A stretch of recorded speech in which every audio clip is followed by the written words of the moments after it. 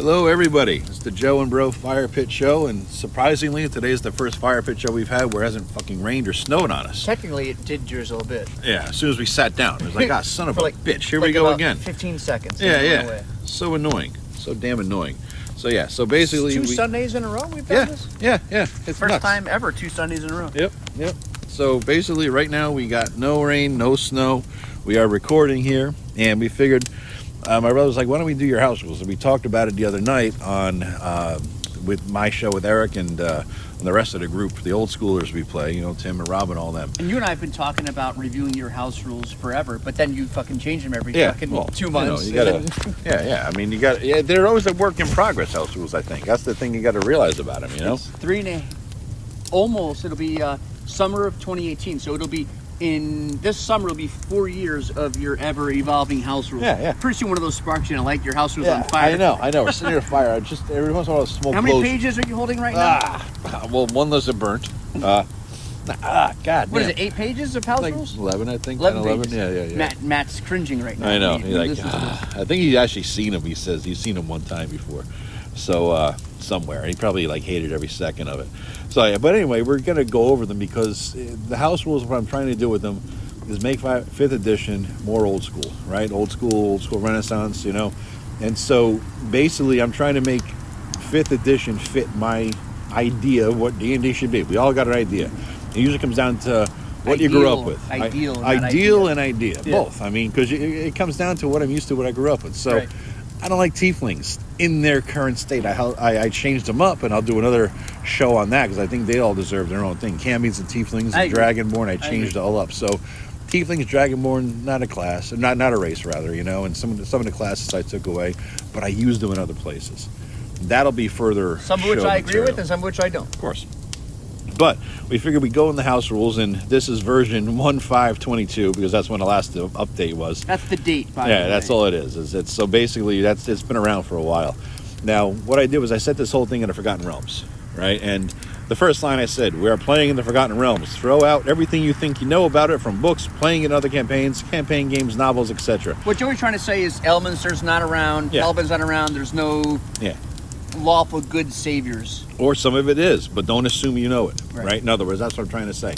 Oh, wait, that should be this. No, I don't do Lord's Alliance in any way you understand. I'll do Zental Keep, any of that stuff. So you did Lord's Alliance, and you did the Zentarum, in a different way. In a different way, yeah. So it's a whole different show. So there's no assumptions can be made.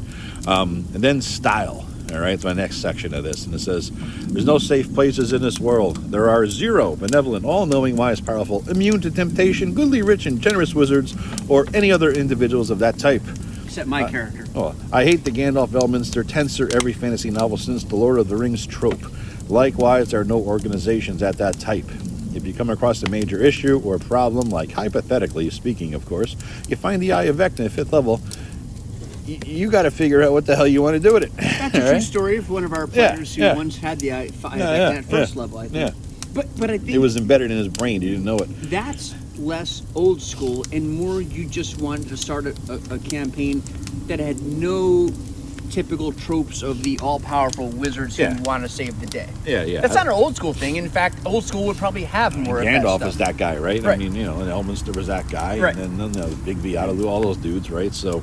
tensor, but you just want the characters to survive on their own. You're on your own, bitches. Anybody. Yeah, exactly. You're on your own. That's it. I appreciate all that. I get that. And then the next part, the gods you worship do not give a shit about you as an individual. Gods do not intervene in ways large or small ever. Their way of helping is to give cleric spells. The clerics use those spells to get followers. The followers of worship gives the gods their power. One worshiper out of millions or even billions across the multiverse is meaningless. You are nothing. On that note, well, that means when you're playing the Temple of Elemental Evil and you're at that 4th level spot, when Ease shows up and then St. Cuthbert shows up, guess what? Ease and St. Cuthbert aren't showing up. Well, Ease might, but St. Cuthbert ain't helping. He might, and then you're fucked. Yeah.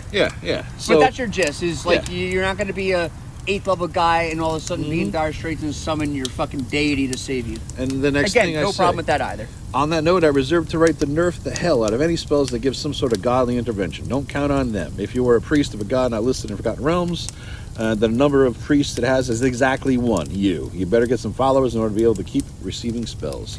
And I've never played a priest or a cleric in any MMO role-playing game ever, and MMOs, by the way. And so as we mentioned in the previous cast, we talked about playing with my daughters, and I'm playing a cleric, and I did a little research, and they actually have something at like 10th level of like, I'm gonna quote it, paraphrase it. It's called divine intervention, and it literally is exactly what you're saying doesn't exist. Yeah, I nerfed it. But it's only 10th level, and you're 10th level, and it's you a can. level spell. Oh, is that what Something it is? like that, or I don't no, know. I think it's a 10th level ability. Well, whatever the fuck it is. But my you point ain't is, that's bullshit. Yeah, at not 10th getting level, you know. Nope, nothing. So, and then the next paragraph. The world is not black and white, good and evil, where good always triumphs over evil. It is a gray, cynical place where good usually doesn't triumph over evil. And usually doesn't is in big, bold, all caps, all right, with italics even. You do not have a happy ending to every adventure and then go back to the Shire to farm. Stepping outside your village is dangerous. A lot of times even staying in your village is dangerous. 2 cloud giant kingdoms may just go to war 3,000 feet over your heads. That happened. Not even noticing the massive collateral damage they're doing to your village, assuming they even notice your village at all, as massive boulders and dead bodies of giants and wyverns and other monsters land on and Did you write enjoy. this before or after that It was happened? after that happened. I said, shit happens. You're born, you live. Life is rough, and the only certainty is that it gets rougher. You try to grow in experience and exert your will upon the world. You try to kill shit, and shit tries to kill you. You try to accumulate stuff and power, and then you die. Hopefully you took the time to carve out some happy days and good memories along the way. That's how the house rules. That's page 1. Now, none of those, of course, are house rules. You're trying to set the theme and set the tone, because I want to know what they're in for. I was writing this stuff for when I was doing stuff at a game store, to a library. I wanted to let the people know, all right, you want to play? Cool. Yeah. You know, because the game store referred me any dude, and the first thing I did was send him the house rules. I said, here, read this. Tell me if you still want to play. In real life terms, you did include the Zentarum, right? But they were more like Blackwater. Yeah. Right, like a mercenary Yeah, you're great. company. We're going to get demonetized or filtered now by the NSA. Oh, God, here we go. Yeah. And the Lord's Alliance was more sort of like a quasi-good CIA type organization against Blackwater, which they actually allied themselves in your campaign. But yeah, it was a more realistic, gritty version of those two entities. It was Halliburton and Blackwater combined, essentially, is what I did, right? Yes. So, yeah. So, the NSA is going to have a field day. What, they're D&D, but they're talking about this. I don't know what the hell they're talking about. Yeah. But anyway, so then I include a section in there from Matt Finch's old school primer. You don't know what that is, Google it, read it. It's awesome. Especially if you're listening to this video as like, I want to run 5e more old school. Read that damn thing. Put it on your wall, whatever. Put it on your fridge. Read it daily. It's good. Matt Finch its old school primer. You could get it, I think, for free or pretty damn cheap. All right. So here's the other critical thing. The only thing I use, and for books, your only thing you're getting is the player's handbook. From Xanthars, you're only getting racial feats, the new spells, and the tools and the skills synergy section. That's it. All right. And then there's the rules on page 133 for scribe and spell scrolls. That's all I'm taking out of Xanthars. PHB, Xanthars. You ain't getting nothing else. You're done. Right? If all those Warden Canes, all that stuff's for the DMIs only. Now, here's one thing. Now to the ability scores. What I do for ability scores is this. You roll for all starting characters, right? You roll 46, drop the lowest 3 times. 5d6, drop the lowest 2 twice. 66, drop the lowest 3 once. So slow that down for a second. So 3 of your ability scores, you roll 4 6-siders, and you drop the lowest. You said it all very quick. Lowest 1 die. Yeah, you're the lowest. And then 2 of your ability scores, you roll 5 6-siders and drop the lowest 2. And then one of them you roll a 6-sider and you drop the lowest that's the 3. one you're shooting for the 18 in your prime. Which never happens. You end up, getting it some other way. Yeah. And I if you get it. back in the Monty Hall days, we used to take 36 6-siders and divide them up any way you wanted to. Yeah. But you had to pick your ability scores while you were doing it. So 8 to 6, 8 to this one, 2 to that one, 3 to that one, whatever it was. So if you said, I want to take 9 6-siders, which is 25% of them, and put it towards strength as a fighter, and you roll like shit, you kind of fuck yourself. You're stuck. Yeah. Your way is kind of better in that it provides a little more. You might have your heart set on a thief, right? Or maybe not a thief, maybe a ranger.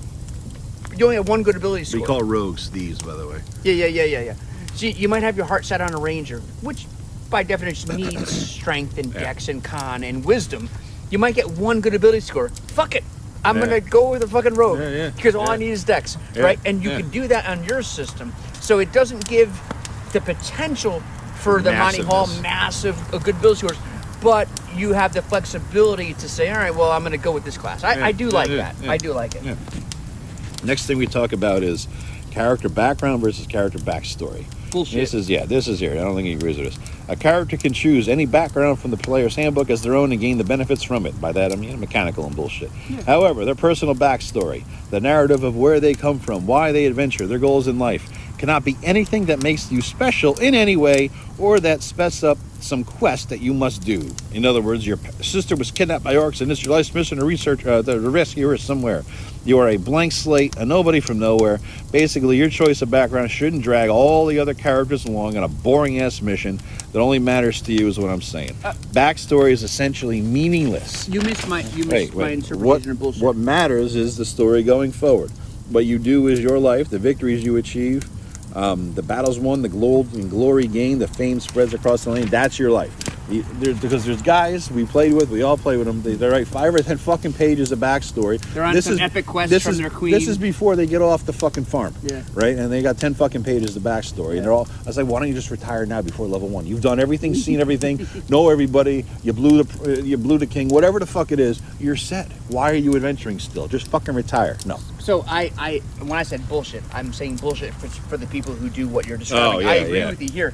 But look, can we explore this for a second? Because let's rewind almost 4 years. I know, you're going to say. Well, you know what I'm going to say. Because you gave your special guy's backstory. You don't forget why. I was kind of competing with Kurt. He was running a game and I was running a game. No, No, you're wrong. This is well after. all right. Remember, my barbarian was the first character yeah. I rolled in this campaign, and it was only when we were 4th level I just said we need a fucking wizard. Yeah. Right. So I rolled a wizard, and Matt quit. That's right, Matt quit. Yes, but remember, I wanted to have a certain personality, and I said, all right, I want the noble background. But Joe, if I'm a noble background, I need to come up with a story. Yeah. So here's my story.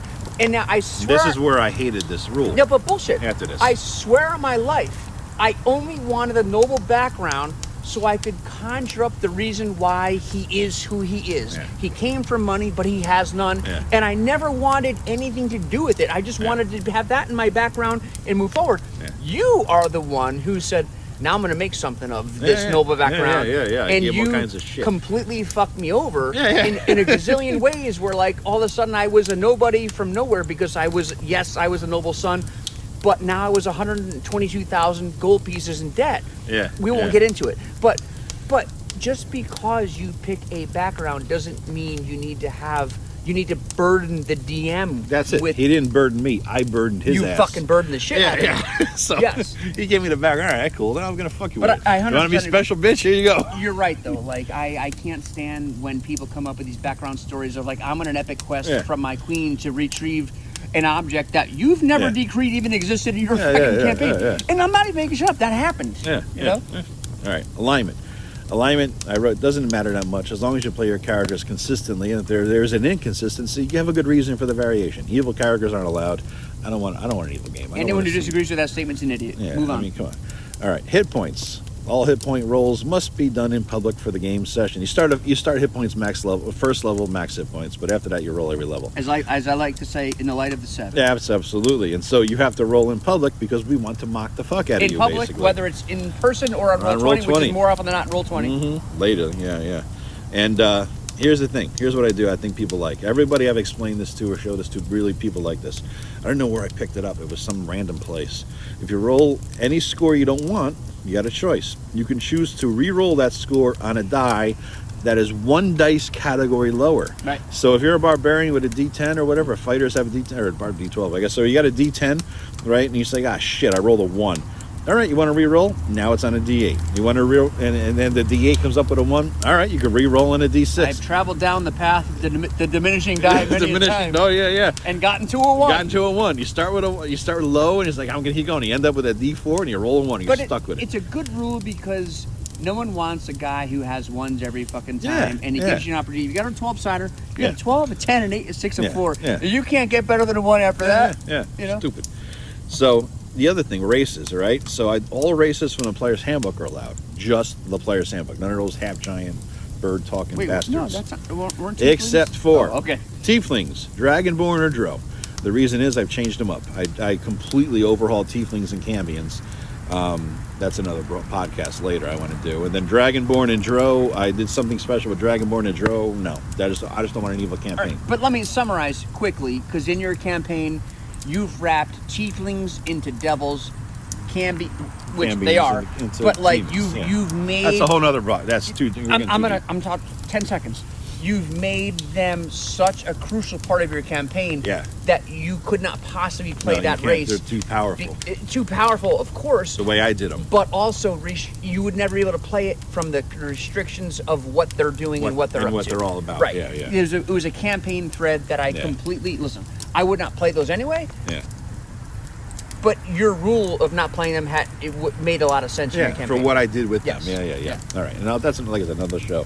Next thing I did was halflings. I said all stout halflings have dark vision out to 60. All halfling sub-races have it out to 30. Who the fuck plays halflings? But I mean, I couldn't believe it. I assumed they had dark vision because they always have, right? They used to. Yeah. So I'm like, fuck that. They got it. Because everyone else gets it except humans. I mean, right. Honestly, if I had my druthers, now, because these are my house rules that people actually agree to play with me under. There's the ones that I would wish I could make, which beats the crap out of the system so bad that nobody would ever play. It would be second edition. Yeah, that's what I'm trying to do. By the way, that's the overall theme of these house rules is a second edition D&D. How much I can make fifth edition and to feel like second, right? Or first, really. I mean, think about it. As for classes, no warlocks or sorcerers or monks or bards. Warlocks and sorcerers I've absorbed into cambions and tieflings in a funny, kind of cool way. Bards, I fucking hate, and I always have, and I always will. Fuck bards. They don't fit anything that I conceive of as a fantasy world. Allow me to weigh in. No, they suck. No. Allow me to weigh in. Warlocks, I have zero problem with. Let me talk whether I do have a problem. I have a problem with sorcerers. I have a problem with sorcerers if they exist in the same world as wizards. So if wizards exist, I don't think sorcerers... Listen, I'm not saying I'm right. It's my opinion. Magic should have one foundation. You either study it and learn it in a book, or you have magical abilities. Yeah. And in my eyes, in a campaign that I want to run, only one exists. So since wizards exist, sorcerers don't. Yeah. I have zero problem with warlocks. In fact, I think they're pretty fucking dope. I dig the whole concept. You don't want them in your campaign, that's cool. If I ever I am running a campaign, and they do exist in mine. Bards. Do they? Yeah. Just don't want. Pete played one a while back, then he didn't because he died. But they're in the Borderlands when they're running. There's no. Well, because we're doing a fighter thief only campaign. Yeah. But if someone wanted one at some point, after all the fighters and thieves die, which they will, but not mine. Because you run. Other idiots. You might as well be your these other idiots. No, these other idiots. But anyway, here. So we're down to bards. So your deal with bards. I hate them. You hate bards. Because you would never play one, and they're a dumb class. They're stupid. They're stupid. They're a dumb class in your mind. They don't fit anything. Even the AD&D board was stupid. If you say so. But in reality, whoever wants to play it, just let them fucking play it. The only thing I agree with you is the cantrip that gives the motherfucker disadvantage. Oh yeah, now that's ridiculous. No cantrip. Just talk shit. Just to talk shit. Cantrip. In fact, I think nothing short of a second level spell should be able to give someone disadvantage. I don't think Fairy Fire should either. Advantage. That's what it was. That's what it was. No, it was the mocking vicious. Oh, that's what it was. That was stupid. So I agree with bards there. Yeah. And no monks because monks never fit medieval fantasy. I don't have a problem with monks either. I don't. They're kung fu fucking 1975 Channel 5 kung fu movies. That's all they are. I 100% agree. It was popular, so therefore they still thrown in D&D. If you can come up with a backstory of how your character is still first level, don't exist, and has traveled 1,000 miles into this campaign, then fucking fine. That assumes there's a fantasy. You allowed it. You allowed it with Kurt. Yeah, then when he was stupid. He played a fucking 98-year-old monk or some shit like that old blind guy. Wait, no. This is actually genius. This is fantastic. He was 60 years old. He wanted to portray a 60. The old blind guy. The old blind guy. The old blind guy. The old blind guy. And then we encountered a ghost at like 6th level, and he aged him 6 years, and he died of old age. Kurt, there's no way I can justify him still alive. But then I was taking a shower 2 days later. Yeah. And I said, wait a second. If he's blind, he couldn't see the ghost. So I called Joey. I'm like naked after the show. I'm like, hey, Joe, I don't think Kurt's dead. You're like, why? And I'm like, because he was blind. And you're like, fuck, he is alive. You really want that motherfucker dead. Oh, he's a stupid character. But he's blind. Yeah. So anyway, no monks. Yeah, so whatever. I disagree because I feel like you could work it in if there's a good story, but whatever. And I said clerics, next thing. Clerics, druids, paladins, and anyone else who worships a god. For all those characters, you must choose a god from the Forgotten Realms. If you're non-human, you get to choose from a non-human deity. And this is because, this goes back to paladins. I think I'm going to get into it later. Paladins, the only thing I allow is the lawful good version, and they Right. have to worship a god. Yeah. They can't just worship a concept or a fucking theme. I agree. You can't get a spell delivered to you from a theme. I'm old school too. If you're No, a paladin, come on. you worship Tyr or Torm or Helm or one of those fucking guys. Yeah, yeah. You're one of those holy guys. That's it. Now, the next thing I talk about is rogues. The subclass of assassin is not allowed because, again, not evil, and assassins are, I think, evil. Rogues are the only class that can choose to use acrobatics to climb. I know some of the DMs allow acrobatics to climb. I'm a straight up strength and athletics to climb. But I figure, you know what? Rogues have a special, they're skilled at climbing. agree. I'll give them that. I agree. Now, druids, only circle of the land is allowed because I don't like the druid polymorph class, the moon one, right? Druids are different to me. I wanted to get more back to the second edition druids. Completely don't see the reason to negate the shape-changing druids. I don't like it. They are The melee druid. a little up until 6th level, and after that, their tanking completely goes away, and actually they're fairly gimped. So the reason to outlaw them would be they suck, not because they're overpowered. But I disagree with you there. And then I also added in that a druid that sub-changes, when they change it into an animal, they can speak to other animals of that specific type up to the limits of that animal's intelligence. Because I think some druid change into a gopher or whatever. Fuck, I told them to gopher. There's plenty of great conversation with Yeah, possums. I know. Food, drink, piss, whatever. All right, so clerics. Clerics get one more channel divinity than the rules state that they get. Plus, Necessary. yes, I think so too. And then I also said, see the new turning rules. We'll get into that later. They do not get divine intervention at 10th level. That's where it came from. Only the domains in the player's handbook are allowed. So no extra domains from any other, book of whatever the bullshit. I couldn't even tell you what the other domains were. Yeah, I don't know. Just the ones in the PHP. Life, I don't war, play fire, whatever. shitty clerics anyway. Yeah. Notice I Paladins. use the P word. Paladins, the oath of devotion is allowed. That's it, Joe. Just the oath of devotion. They have to worship an actual god. Wait, is there a thing where they don't have to worship? Yeah, that? they can worship a theme or some Oh, weird fuck shit. Ideal, right? I bet they can worship a pronoun. The type of paladin must be also one in which meshes with the god they choose. Note that a paladin has to follow an established god of the world they live in and operate under the guidance of a church hierarchy. So they can't worship a god who's not in the approved list of established gods. All right, cool. Is any of that disputable? I mean, Yeah, they play gods of fucking nature and none of bullshit. that's disputable. God of druid. End of story. God of trees. I don't know. Or paladin of tree worship. All bullshit. Anyway, fighters. Only the champion is allowed because that fucking other thing is Eldritch Order. Eldritch whatever the fuck's stupid. The Eldritch Knight. No. I mean, the Eldritch Knight I don't like Gish. isn't. I never like Gish. I get it. I get you don't like it, but it's not Therefore, a terribly it's not. unbalanced class. I don't It like really isn't. And the other thing is stupid. The Battle Master. That's stupid. Let me a quick parable. When Todd, one of our players back in the day, was a Battle Master, and I allowed him. I made the mistake. I told you. I warned you. But- I had a player in my game store game. And I'm like, that's He was stupid. How are you doing that? Dual hand crossbows. Yeah. And I told you about that too. I don't have a problem with dual hand crossbows. My problem How do because you load he was a rancher, and I kind of dug the whole gunslinger Yeah. kind of thing. That How do part you was load 'em? cool. That part's cool. The part I have a problem with is like you can't shoot someone with a 6-inch crossbow bolt and make him afraid of you to the Yes. point where he can't come close. That's what to I'm you. saying. Like Stupid. How is that make like Shoot him in the brain to So fuck his so brain if my chemistry up? barbarian hits you with his gigantic hammer. Yeah. You're not afraid of him, but the guy shoots you with a pea shooter, and you're Yeah. afraid. So it was it. Not all of the Battle Masters bullshit. I will allow it in my campaign. I will eliminate some of the stupid. Which is feats. everything. So therefore, none of it. Some of it's stupid. Some Yeah. of it's not. Now, the only multi-class thing I allow is fighter thief so far. That was However, my idea. I have conceived of the idea that a cleric of the god of magic of the world, which is Bakab, because Bakab, and I've renamed that like I do. So the cleric of the god of magic plus a mage might be allowable, I think. I never actually tried it, but it's in my head. Now, You made my wizard a dual class. yeah. Anyway, here is the kind of skills. The DM rolls all search and stealth rolls after asking players the modifiers because every character always thinks they did the best they could. Therefore, if you saw that you rolled a 1, you think, oh fuck, I'm fucked, and you might change your mind and do different things, right? As for searching, everybody, I do the search rolls because you don't know what they did or didn't find, right? And essentially, you could do it. I'm going to search, right? But keep in mind that a thorough search of a 10 by 10 wall or floor or an item like a desk takes a full 5 minutes, during which time some asshole DMs like me like to roll wandering monster checks. Ha ha ha.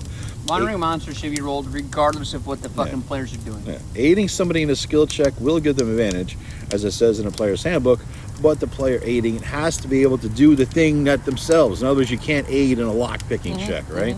You cannot aid in things like stealth because it's an individual action. You're not talking about the spell, though. Yeah. You're talking about just aiding somebody. Yeah, right. Lastly, the act of aiding somebody makes it take more time. So more time means more wandering monster checks. I don't think anyone could argue with any of those rules, like any of that shit that you just... Here's an argument. All passive skills, like passive perception, are banned. Don't do it. Don't like them. I just don't do it. Yeah, but... So, that leads into your surprise shit. Because surprise in 5th edition has to do with passive perception. I don't do that. I do the old D6 for surprise. That's what I'm talking about. On a 1 or 2... I roll a d6 for each side. On the 1 or 2, you're a surprise. That's it. But what if a player character is stealthing against people who aren't actively looking for someone? That is the mechanic of passive.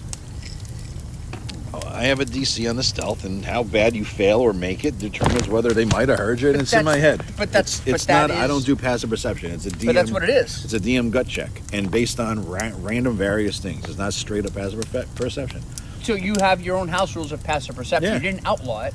You just said you got. You your don't own have your characters do not have passive perception. I have a way to determine shit that happens. Then what happens if someone's using stealth to sneak up on the group? Then I'll figure it out. All right, as I always do.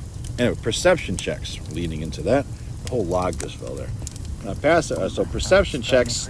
Oh my God, smoke right in the eyes. Son of a bitch. Fuck. Perception checks, which are used to search for stuff, are now made using the intelligence modifier. The cleric is no longer the best trap finder in the group, all right? Because that was stupid. In addition, all thieves gain, not thieves because I call rogues thieves, all thieves gain +4 to their perception checks at first level. This does not get doubled by that use of the thief ability where they get double their proficiency bonus. It's not a proficiency modifier, it's just a straight up thief.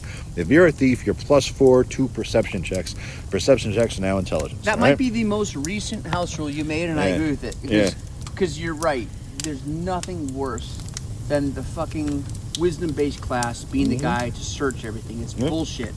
And thieves, rogues, whatever you call them, of course, Dex is their primary ability, but intelligence should be their secondary ability because it gives them more. They're cunning. It gives them more of everything else. Yeah. And intelligence should be. Listen, smart people find things better than wise people. Wise people might, find the meaning of life better, but they're not going to find the secret shit better. And I completely agree with that. And I'm pissed that it took us too long to figure that shit out. That was a 2 month ago house rule after a 3.5 year campaign. I did a quick update, a big update rather, of my house rules with a lot of shit that was churning around for the past year. There have been minor tweaks for the last year or so, but then a lot of bigger things were like, you know what, fuck it. That's a good one. Yeah, so searching, all right? You can't just walk into a room and say, I searched the room and roll a d20 for a perception check to determine everything in the whole fucking room, basically. You get 5 minutes in chunks, and that gives you a 10 by 10 wall, floor, ceiling, bed, chest, cabinet, whatever the hell. Some things may take longer. All searching will involve touch, smell, listen, and looking unless you specifically tell me otherwise. Notice it doesn't include tasting. In other words, if you're saying you're searching a room, I'm going to assume you're touching, smelling, listening, and looking. I'm not assuming you're licking the wall. All right. Also, tell me exactly what, if anything, you are doing to search in other than those 4 things. Some things will not be found no matter what the search roll is unless you do something specific while searching for it. All right. And also, again, keep in mind, great time for me to roll some wandering monster checks. I agree with everything other than the dick move of just because the character's doing something that might fuck up your adventure, you have to roll wandering. Wandering encounters should have every set time period, every set chance, not just the character's doing something. But I agree with all the other shit. Like, you can't just say, I'm walking into a room, I'm searching it, I'm going to give it a roll. That takes all the player skill away from it. I 100% agree with most of that. You could just have any way you want. But you could even say that wandering monsters, if you're stationary, was what you use a different type of roll than if you're moving around. Bullshit. All right, so intimidation. I said you can use either strength or charisma for intimidation purposes. No, I said that and you agreed. I agreed. It's in there. So feats. We don't fuck with feats too much, but one thing I did do was Shield Master does D4 base damage now if you choose to use it as a weapon in lieu of shoving an opponent 5 feet back. I said, I don't even remember. This is such an old house rule. I don't know what the circumstance around it was. The other thing I did was crossbow expertise does not allow you to use two-handed crossbows at once, or one-handed crossbows at once, or whatever the fuck. And then the last thing was the luck feat. Fuck that. Does not exist. Fuck luck. My wizard had luck for about 12 levels or so, and I finally said, you know what? Someday I'm going to dungeon master, and I'm not going to want that shit in my campaign. Yeah. So I volunteered to get rid of it as long as you gave me something else instead, and I took something else instead. Yeah, I get it. You know, it's a get out of jail free card, and I don't like it. Yep. Now, initiative, we do it for the book. Surprise, I went over D2 and a D1 to 2 and a D6. Yep. And I said poisons. If you're poisoned, because now we're in the combat section, by the way. If you're poisoned, it's not just a condition. It is a condition plus maybe more. Sometimes you don't know you're poisoned until a day later. Sometimes not till a week later or more. Sometimes less. It might do damage every round or multiple rounds, bringing you down into Death Slave land, which I call getting below 0 hit points. So I just realized that most of the target audience probably doesn't know the 5th edition rules, so they don't understand that poison is a condition. Yeah. And the poison condition in 5e gives you like minus something to hit, and minus something to armor class, and minus something to ability checks. So in Joey's version of poison is more of the old school vein, right? Yeah. So basically, it said sometimes the damage might kill you. Sometimes it's hit points over time. Sometimes it's a blast to hit point damage. Sometimes it's 100 D100. You 100 piece plus, of shit. 100 plus D100. That's what I said. It's 100 D100. Oh no, 100 plus D100. Yes, which happened not too long ago. Yeah, he went down like a sack of shit. Yeah, it was nice. Basically, I said sometimes the poison won't be hit point damage or something else. Sometimes it's evil, crippling, debilitating, or some embarrassing effect. Basically, there's also what I said is the antitoxin is listed as a thing in the player's handbook. Does not exist. There's no such thing as a universal herbal or chemical antitoxin for all poison. That's just stupid. What, Pfizer doesn't have that shit in your world? Fist fighting. There is a base damage done per punch by a creature depending on its size.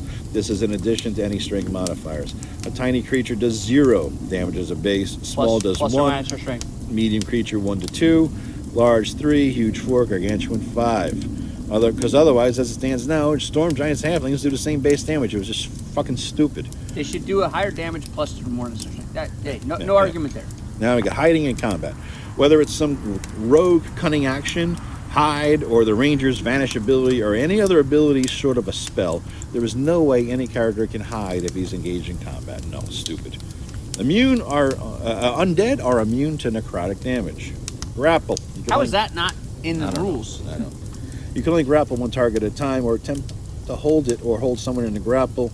It takes up all your movement attacks for that round. Everything you're doing is either getting in or getting out of grapple, basically. Right? I despise grapple. I hate it. Because when I DM'd a 3rd edition 3.5 Pathfinder campaign was when MMA was in its prime and everybody's grappling. Yeah. And we had this one guy who would grapple bears and giants, and I'm like, what? Every time we did it. I'm like, how do the rules fucking allow this shit? It's stupid. Yeah, like grapple a bear deserve to die. Yeah, so I'm so glad. Yeah, I'll never play anybody who would ever want to grapple. Like, it's rare. I think maybe my barbarian grappled someone here and there, but like it was just to restrain someone. It was it wasn't to do a combat thing. It was just to not kill him. You know. Mounted combat. If a character's on a mount, the mount can move double its movement, and the character can still get its attacks in. However, the mount cannot attack that round. If a mount only moves its normal rate, it can attack as well as the character can attack. Dragons cast spells. They can do a bite and breath weapon attack along with other attacks, or a dragon spell and a breath weapon attack along with other attacks. Now, what I did was I gave thanks dragons to the fact that you have forgotten your own house rules in plenty of times as we fought dragons, because you have forgotten that, and they've not done breath weapons and melee and spells all in the same round. I try to remember. I love when you're like a little bit stoned as you DM, because I know the dragons won't be as effective. Monsters always assume they have more hit points and higher AC than the monster manual says. That's just you being a cock. Generally speaking, no, it's because 5e makes two powerful characters in my taste. I want to make the game harder. Generally speaking, I give every monster 15 to 20% more hit points, and I give also every monster at least 2 more AC, and maybe 3. Tough ones, I might give 4. That's just standard. Why? Thick skin. That's why. Everyone. I could get into an hour conversation argument with you about this, and I'm not going to. Yeah. All right. Conditions. The following takes place in place of the conditions in the player's handbook. A blinded creature cannot hit anything. They also lose their dex bonus to AC. An invisible creature cannot be seen or hit unless it's moving and heard. They attack with advantage. But describe the house. I don't even know. I don't know because it's stupid. No, the actual rules are they just get minuses and pluses. Yeah, it's stupid. Like if you're invisible, you can't be fucking seen. Yeah, that's it. That's it. You're done. Who the fuck can't be seen? Who's around a guy who's trying to kill him? Who's actually going to get hit? You're not going to be near the fucker. He's facing one way. You're moving the other. It's bullshit. I agree with you there. Yeah. All right, now there's my cleric turning undead shit I changed up, right? Each of these, a cleric now has more options than before. Each action below requires a use of channel divinity. Turn undead. All right, so you hold up your holy symbol, blah blah blah, and you turn it, and it runs away. Spends its time trying to run the hell away from you. Can't use actions, yada yada yada. Only good or neutral clerics can turn it. Control undead. All right, and that's pretty much the same thing. Only evil or neutral clerics can do control undead. Right now, I got something called harm heal undead. As an action, the cleric can send out a burst of holy or unholy energy that affects all undead within 30 feet. Evil clerics can do unholy bursts, which heal the undead. Good clerics can do holy bursts, which harm the undead. Right. And it's all the undead in the area for D6 damage or healing, whatever you call it, per cleric level. And this is the one thing I liked about 3rd edition they had in there, and I think Pathfinder had it too. That's not in this. I like that. So that's what's in there. Yep. Now the crits. All right. I've been waiting for crits, right? How do I do it? All right. On a natural 20, you got a choice that has to be made before you roll the damage die. We talked about this a couple weeks ago, I think. Either you double the damage die roll, or you roll 2 of the damage die, or you max the damage die. Yeah. Wait. Double the die. Damage roll. Yeah, I think you repeated one of those. Double the damage die roll. So you roll it once, you double it. Yep. Roll 2 of the damage. Yep. You roll, if it's a damage D8, you roll 2D8. Or max the die roll. no, that's the pussy move. Yeah. We talked about that in another. Now, natural 1. PC has a choice. You could either do nothing the next melee round, or you can choose to see if the attack you did attacked and hit yourself. So you get to roll another D20 to see if it hit yourself. And if so, you roll damage. But then you don't miss a turn. But you don't miss a turn the next turn. Sometimes it's worth it if it's a clutch fight. And you may want to say, I'll miss a turn, you're missing one attack. So if you get 2 attacks or 3 attacks or 4 attacks around, you're missing one of those. Yeah. So if you're a fighter with 4 attacks around at 20th level... No. It's do nothing the next melee round. It's not an attack. It's do nothing the next melee round. Then we've not been playing that way, Joe. I've been trying. No, we've not. I'm telling you, we've not been playing that way. You've been cheating, no, we've been motherfucker. skipping one of someone's attacks. All right. I never... Now, that being said, I never hit myself, so I always skip. Yeah. We All should revisit that, apparently. I know. Apparently. I didn't know this. All right. Anyway, magical attacks and crits and fails for magical attacks. This is in depth. A little bit. Well, we're going to skip it quick because it makes sense. You read it, you'll hear it, you'll understand it. All right. If a caster rolls a natural 20 on the attack roll, you get the choice of their critical as outlaid, on an out attack, below. that a caster has to roll to An attack roll. Yeah. Then the caster gets the choice of one of those 3 criticals. If the caster rolls a natural 1 on the caster's attack roll, the DM delights in fucking with the caster. If the victim rolls a natural 20 to save versus a damaging spell, then if the spell was saved for half or save or suck, there's no damage. If the spell was something with no damage, then the spell either heals the victim for D4 per level of the spell, or is reflected back at the caster, and he has to save for the same amount of damage. If the victim rolls a natural 20 to save versus a non-damaging spell, spell is reversed or other proper outcome per DM discretion. Can I just interject? No, because we're rolling. No. Some of this makes no sense, but I appreciate all of it, and I like all of it because it adds to fun of the game. You just blew the whole continuity. No, I if didn't. The victim rolls a natural 1 to save versus non-damaging spell, save versus damaging spell, then the caster gets a choice of critical as laid out above. Right. If the victim rolls a natural 1 to save versus a non-damaging spell, DM delays in fucking with the victim. If the caster rolls a natural 20 and the other a natural 20, they cancel each other out. Okay. All right. Death save land. That's what I call. But hold on. All those spells and criticals and fumbles, some of it is logical, some of it's not, but all of it's awesome. Yeah. Because it adds unpredictability. You think about it. You're a 20th level fucking caster and you roll a fucking 1 and shit. You know? Now the whatever the fuck the spell was, it comes back and shoots you in the nutsack. Yeah. I dig all that. Or hits the thing that blows the thing up. You know. Some of it doesn't make logical sense from a physical sense, but it adds to fun of the game. I appreciate it. All right, so now we're in death save land, below 0 hit points, right? Being at 0 hit points as a state no longer exists. If you're below 1, you're in death save land. If you're stabilized, then you're at 1 hit point. Death save land is not a safe space. Intelligent enemies will often savagely attack a PC a few more times once the PC goes down, just to make sure they never get up again. That's how I roll when They I'm will DMing monsters. often coordinate these sorts of attacks. Kick the body over. Death saves will not be rolled every round anymore. Instead, they are rolled by the player when his character gets healed or someone tries a medicine check to stabilize him. In other words, when another PC kicks the body over to see if he's alive or not, death saves are rolled first in the round the character is being stabilized or healed before anything else happens. All of them are rolled back to back. One for every one of the character's turns in initiative order that have passed since the character went down. No, wait, that means you don't know you're dead until someone tries to heal you or stabilize your ass. So the concept is that you're playing a role-playing game, and every round, per the book, a character is rolling death saves, and every other character knows if they're making or not those death saves. Yeah. So it's influencing their decisions, when in reality, when some motherfucker's bleeding out, you don't know, if he's dead or alive. So you as a human being will instinctually want at every moment you can to risk your life to save that person's life, or maybe not if you're not of that alignment. Yeah. But my point is, and it's a good rule because, you have to in the heat of the moment say, I'm going to fight this guy or make an effort to heal this guy or do first aid. You're not going to know if I don't know if he's made a save or not, or failed with a 1, which counts as 2 fails. And so as much as I fucking hate it as a player, it makes sense. Yep. I agree, it makes sense. All right, so in other words, for example, 2 of Bluto's turns in the initiative order have passed since Bluto went down. It's Popeye's turn in the initiative order, and Popeye goes to heal Bluto. Bluto immediately rolls 2 death saves. Yes, Bluto immediately rolls 2 death saves prior to Popeye's heal spell or stabilization check. If while rolling death saves, Bluto rolls a natural 20, he's automatically stabilized in a 1, but he's still down and can't fight. If he rolls a natural 1, that counts as 2 failures. Also on a natural 1, the down character must make another immediate death save. If he rolls another 1, he's dead. That means the character, yes, can effectively be killed by the blow that took him down, even if he is healed the very next round, since the death save comes before the healing or stabilization.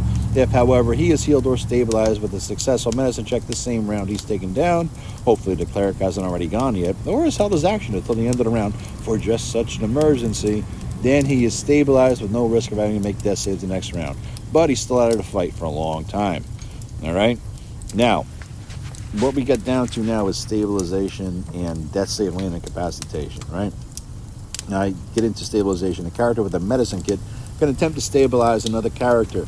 The DC to do so is 10 if there are no failed death saves, 13 if there is 1 failed death save, and 17 if there are 2 failed death saves. So that's because the further out he's closer to death he is, it should be harder, right? That all makes sense, because the farther you are on death save, in reality terms, that means so much you can't stabilize yourself because you're bleeding out. So that all is in reality. Next, death save land incapacitation. In other words, if you hit death save land below 1, even if you're healed for full hit points, you're still incapacitated for a period of time. The way I justify it, it's your soul coming back into your body. Your body may be healed, but the soul's reintegration takes a while. It takes even longer if you failed some death saves. So in other words, the chart says if you're below 1 hit point and no death saves, no failed death saves and are stabilized, you really can't walk, talk, fight, cast spells, do anything for 3 hours and lay on your ass. You need a full 24 hours of full rest to be able to do normal things again. Because after 3 hours, you're just walking around, right? So the very least thing, you're still fucked for a day, all right? And it gets worse after that. Below 1 hit point, 1 failed death save and stabilized. You're in a coma for 12 hours. Even if you're healed all the way up, you're in a coma for 12 hours. After that time, you can't do anything except lay around for 6 hours. And after that, you'll need 48 hours to fully recover, all right? How many? 48, yeah. 48. Then, if you're below 1 hit point, 2 failed death saves and you're stabilized. You're in a coma for 24 hours. After that time, you can't walk, fight, do anything for the next 12 hours, except later like a slug. After that, you can only walk to the bathroom or eat small bits of food and water. You need 96 hours of full rest to be able to do normal things. By full rest, I mean in a fucking, inn somewhere. Big thing here. This is a critical thing difference, and this brings it to old school, I think, even worse than old school in a weird way. Resurrection does not exist in any way, shape, or form. Even that cleric spell that brings you back to life if you're dead less than a minute, or any other type of bullshit thing. Once you're dead, you're dead. All right, so there's, I think, a first level cleric spell or a cantrip that brings you back if you were dead less than a minute. No, it's like third level spell. Whatever the fuck it is. Fuck that spell. It's third level. And you know, as a player, you know me. I've always, and this is always my adage, if I can't watch it in a movie and think it's cool, yeah. I won't think it's cool in a fucking in an MMO or in a role-playing game. And I've told you this from 30, 40 years ago. I don't ever want one of my characters resurrected because it's just not fucking cool. Takes away the funness. It's a cop-out. There's no risk. Right. There's no risk. Come it's back. like, I might lose, let me just come back. At a certain level, there's no death. And I don't think there's even a con bonus anymore. A con penalty. no, it used to be there was a con. Yeah. And which was fine and all at the same time. But either way, if my character died, I don't want him to come back because that's not the story I want my characters to end up telling someday to their grandkids. Yeah. You know? Yeah, we fought this dragon. You know, he kicked my ass. Yeah. But then the cleric came back and brought me back afterwards and I got the treasure. Yeah. It's just not cool. I don't want resurrection. I agree. Will I outlaw it in a game? Probably, but it's more. I'm more outlawed as a player than as a DM because I don't want my character to come back. Okay. Now, magic. I give XP for creative spell use, or if you don't bore the shit out of me. All right. So do something cool. Pull a MacGyver. You might get more XP. Scrolls and magic items. Anybody can read a protection scroll and have it activate. This goes back to old school. A character can only read and activate a spell off a scroll.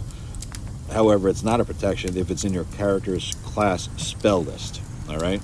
As for magic items that have spells and spell-like abilities, in order to be able to use and activate it, all or almost all of those spells must be in your class's spell list. The DM makes any rulings if there's a question. All right. So in other words, you're not going to have a cleric using a wand of magic missiles. All right. Something like that. Ritual spells. I changed up some shit here. Clerics and druids do not need to have a spell that can be cast as a ritual prepared for the day. As long as the spell is of a level they can cast, they're able to cast it as a ritual whenever they want. All right? They have a prayer book with all the ritual spells in it and use those to cast them of the appropriate level, just like a wizard has a spell book. Wizards need to have a ritual spell in their spell book. They do not need to have it prepared either. Since it is a ritual, it does not burn a spell slot. The exception to this rule is the ritual is that if the ritual is of a healing or curative type. In that case, it does force you to use a spell slot, but it does not have to be prepared. So you could have a ritual spell that's able to be cast as a ritual that does heal somebody or cure something from somebody in your prayer book, not have to have it blow a slot for it, but it will burn a slot. Mm-hmm. All right, it doesn't have to be one of prepared slots, but it will burn a spell slot. All right. So that's the gist of it. Spells that are not designated as rituals that resemble a ritual spell or ritual in general can be designated as a ritual spell per my discretion. If you find something like that, let me know and I'll figure it out. That's just you saying I haven't read all the spells, so let me know if you read some let me more know than if you figure one. Yeah, you know, I gotta fucking pay attention to Yeah. Magical armor has no weight or encumbrance hindrances. It magically changes shape to fit the wearer, including making rooms for wings, tails, horns, yada yada. All right, that's. Is that old school or is that just an old school assumption? I think it always changed for your size, at least in AD&D. I think that's an old school assumption that we always adhered to, but I don't know if there's ever been written down. Now, the next thing is potions of healing. They are way, way, way more rare than any 5th edition adventure or the player's handbook that you believe.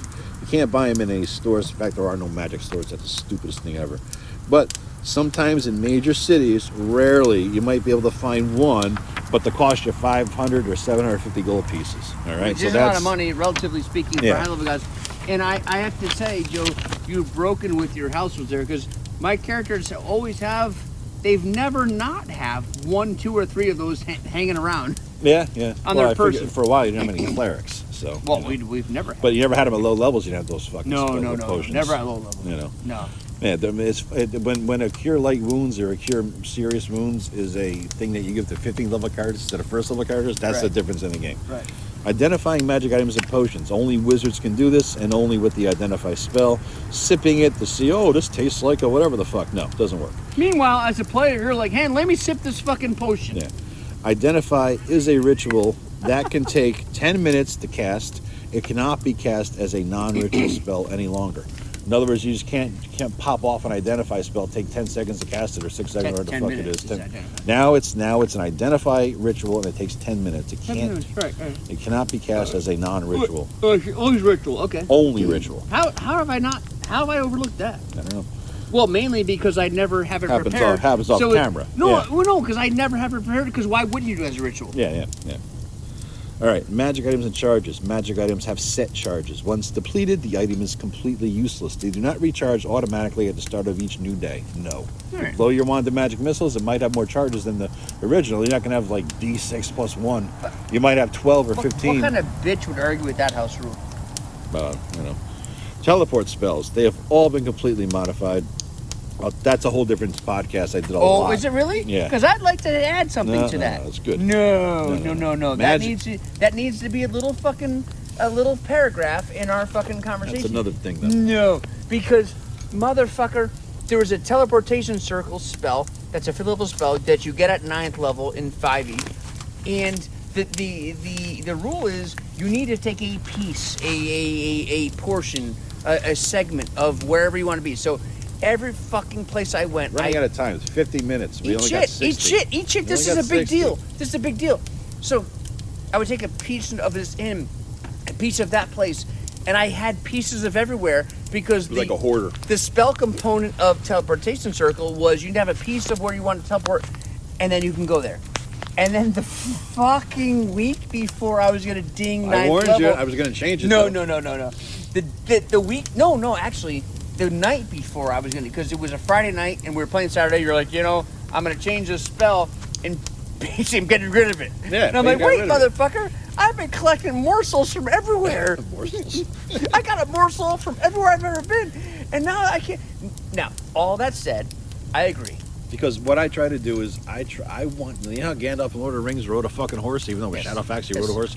I want that. Again, I don't care what level you are. Until you're 20th level, you're not getting fast travel. So I agree with you. Not happening. I just didn't want to hear it the night before I was about to fucking be able to go anywhere. That was the part of the joy as a DM.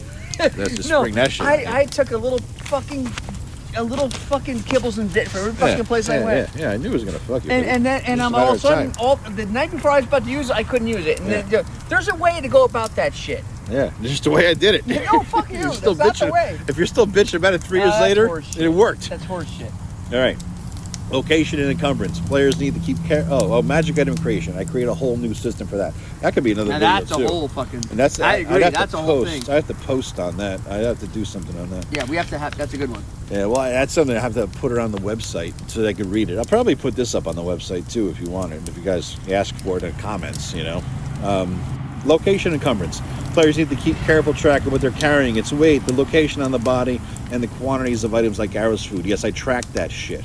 There's penalties for running out of carrying too much or running out of shit, and what you carry when entering a dungeon affects what you carry when you leave the dungeon. Common sense, house rules apply. You can't carry a big bag of loot, have a shield and sword, even if you got the weight for it. You still have to. Where are you gonna fucking carry it, right? And I use the variant encumbrance rules on page 176, which makes it a little bit harder. I like variant. Yeah. 5 pounds per strength point. I like it. I have dark vision is not reduced by light. In other words, you can have light and dark vision at the same time. You have a torch going. All right, war dogs and war horses and other trained animals used in combat are affected by the 3 save rule. Other types of dogs are normal animals. You actually have rules about that? Whenever some shit comes up in a game that somebody bitches about, I'm writing a house rule so nobody have to bitch about it. I just can't even imagine who fucking bitches about that. Yeah, exactly. All right, another big thing here near the end, but another big thing. Social encounters. When a PC and NPC meet and converse, there will not always be opposed rules for insight, deception, persuasion, etc. Basically, I don't even use insight. I outlawed it. Deception, persuasion, blah, blah, blah. Basically, the DM is, at all times, taking into consideration the motives, goals, backgrounds, and other details related to the NPCs, as well as the overall picture of what is going on in the game and the campaign, the PC's charisma or other personality or situational modifiers, as well as any magic in effect on each side, and the DM decides how the social encounter will go. More often than not, the DM secretly rolls dice to decide based on all the factors listed above. However, there are times when it is appropriate for the player to roll the dice. During those times, the DMs will advise the player to make a roll. And I just have a mental modifier based on all the shit that's going on. Here's my mental modifier, and I always have to make the speech. Yeah. And the better speech they make, or the Okay. better thing they say, then that gives another bonus or penalty to the So, roll. And then I say roll. 1,000% agree with that. Except when we start playing on a Friday, Saturday night, and at 8 p.m. we log on, we start playing, and then in 10 minutes we skip a week in game terms. Yeah. And you're like, your barbarian has to make a speech right now, and I'm gonna go take a piss. Yeah. And here's your speech. And I'm like, wait a second. But I would have had a week to think about this said speech. Tough shit. But you're like, you got as long as my piss. Mm-hmm. So yeah. So I go to my Apple Notes and I voice text into my Apple Notes, come up with the best shit I can come up with while you're pissing. Thank God you probably got a enlarged fucking whatever. Dick? Yes, I do. No. Whatever Huge. that thing is It's that makes you huge. piss slow. It's huge. Whatever it is. And then so you piss slow, so I got this long ass speech and then I listened to it and I then recited it back to you. But your point, my point is, I agree with you. The speech, it should not be a fucking bullshit roll. Yeah, Hey, yeah. I'm gonna roll to make a good speech. You gotta fucking say what you're gonna say. Yeah, yeah. But you gotta give me some more fucking Nope. time. If I got a week to think about it, and you're Al giving me your Pacino piss could pull it link, off. He's a method you're actor. giving me a Just piss be better. link. Be better. You're giving me a piss link. Just be better. Yeah. All right, 56 minutes. We got to wrap this before it hits an hour. The last thing is note. This is underlined, bold, and italic. So All this right, is here we important. go, And here it's we the go. final It's a thing, big deal. almost final thing with house rules is deal. a PC will never be able to tell if a person is lying or trying to deceive them by means of a fucking insight check. No. Is he lying? I'm not going to sit there and spend 25 minutes role-playing with you, trying to spin a tale to try to convince you of some shit or another. And after all that role-playing, 25 minutes of me being all character, you being a character, and you say, so is he lying? Well, that goes along with Fuck you. the previous comment. Like, You can't hear him too well because he's actually taking a piss I'm going to take a piss right now. But like, that goes along with, if I have to motivate 9,000 barbarians. I was to louder, fight- dude. Pissing. You're far away. If I have to motivate 9,000 barbarians to fight by my side via a role-playing speech, then why should I be able to tell if a guy's lying Yeah. by his NPC speech? It should, Yeah. it should come Figure down it out, to, bitch. What? Figure it out. That's all. Figure it out. Exactly. Based on what I said and how I said it. But not just that. You have, as a dungeon master, have to give the correct context. Yeah. Because in a vacuum, in a poorly developed world, no player's going to be able to tell if some guy's lying or not. But if the dungeon master's done his job in giving the correct context, then a player should have a chance, right? Yeah. A chance. A chance to use Not to see if he's lying by a roll, though. Never happened. No, that's horseshit. No. That's horseshit. This is pretty much the house rules for this. We're 57 minutes. I want to end it before 60, so I have to do 2 different audio things. Next thing I have is rules for the next campaign. These are notes to myself for the next campaign. Damage types. There are more damage types than the rules state. If you're immune or resistant to all damage types except for X, that now applies to all the damage types listed in PHB, not the new ones your evil DM invented, but you haven't experienced it, like Which don't mean demonic, infernal, psionic, Which won't mean anything because Eldritch. we're playing a second yada, edition campaign yada, next yada. anyway. Well, still. Hit points and AC. I'm thinking of capping all PC hit points. In other words, you only roll for hit points up to 13th level. After that, the fighter classes get 2 hit points a level, and the rest get Why 1 are hit you point a level. bothering with this shit? this You're just is- playing a second edition Because campaign. this might be valuable to somebody who's listening. That's all. Oh, bullshit. All right. No one cares. Also, ACs for all PC classes is capped at 25 no matter what the fuck you have. Thieves get all their potential skills as proficiencies. Rangers get stealth free or perception free. And no backgrounds for anyone. Oh, speaking of Rangers, we didn't say the one change I did for Rangers before. I think we skipped this, or I didn't have it written down because I just sort of verbally said it, was that Rangers, the only Ranger class I allow are the ones in the PHB, and there's 2 in there. There's the regular Ranger and the Beast Dude. What I've done is I've combined both. How did you Rangers. skip that page? I don't think I wrote it down. But what I did was I combined those. So if you're a Ranger, you now have the benefits of both of them. All right. Rangers have always been gimped. They always were. And In any version of any game. So this is my way of ungimping Rangers, basically. Yeah. So Rangers get the benefits of being both of those things as they level up. So that's pretty much it. I can't believe we got it in. That's all. In an hour, it's pretty much Yeah, it. we did 59. Let me see. Where's the Rangers? Rangers. Oh yeah, I did. I just skipped reading it. Wow. As per PHB, except Rangers now get the benefits of both archetypes. Rangers have all the features and abilities of the Hunter and the Beastmaster. Yeah, so that's it. Anyway, 59:30. Let's say goodbye so we can just freaking So, record some all of you old school guys, you now have to read the entire 5th edition Player's Handbook to understand the context of what we're saying. Yeah. Now we're gonna throw the house rules on the fire. Yeah, throw it on. Throw the fire. Yeah. Get my feet warm. All right. We'll take the picture of them burning on the fire. All right, later, guys.